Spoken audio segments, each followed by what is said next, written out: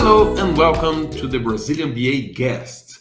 We are doing a special series of video this month with some speakers of the BBC, the Building Business Capability Conference, the greatest conference of business analysis that's happening in Florida in June. And my guest today is Jamie Champagne. Hello, Jamie. Thanks for coming. Aloha. Aloha, directly from Hawaii. That's great. Yeah. And from here from Brazil, it would be hola or oi. Jamie, I do have a question for you today. My question is, how can business people communicate better with data people? The translator role and the BAs facilitating this is where this comes from, because data is all around us. Whether you are a data person or not, we often work in business environments. So they're both needed. Yet it feels like, doesn't it feel a little awkward sometimes that, someone's giving me all this data and I go, so what? That's nice. What do I do with it? It's like this pile. You get this never-ending spreadsheet or emails. And so that business person, though, don't worry about being a data person if you don't like data. If you like it, great. What goal are you solving? That's the piece we have to have, that communication. And that what I love to talk about simply is business side is tell me what and why we're doing. What question are we answering? What goal are we trying to achieve? Are you trying to find new customers? Continue relationships with existing ones? Look for new markets? What question are you answering? Like, I'm very big that let's get on good questions. You don't worry about a good answer. Worry about a good question. And then let the data people say how we might learn that, how we might get there. That I don't have to be a data scientist to work well with data people is because I try to ask good questions. And this is where it's a total business analysis skill set. Can I give them a little context? Very clear on the goal. Maybe even describe kind of a product direction we're trying to take. That user experience we're trying to cultivate. That direction, and give them some sense of vision. And ask them like the good question of, how might I get there? What could you show me that could give me insight in which decision to make? Because that is the power of data. It's those conclusions we can draw from the data that helps us make smart, informed decision making. That's the value of data. Data itself is numbers. It's stuff. We talked before, data together gives me information. Information organized, catalogized, analyzed.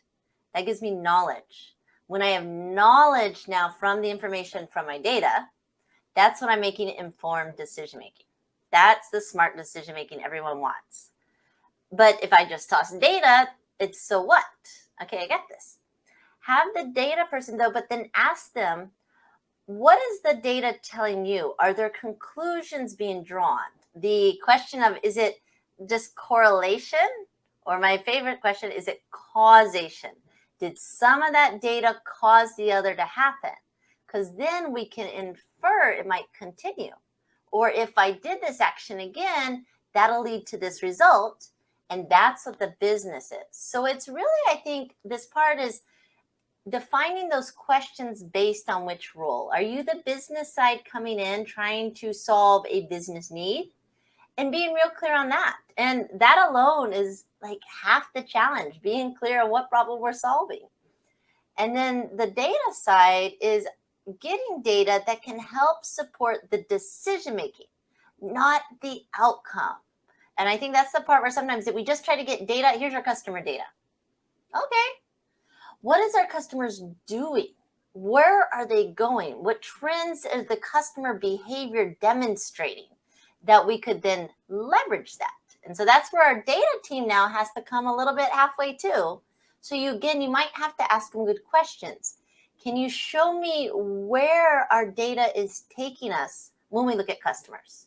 What opportunities is it exposing that show a result of low data or high data or low marks or high marks?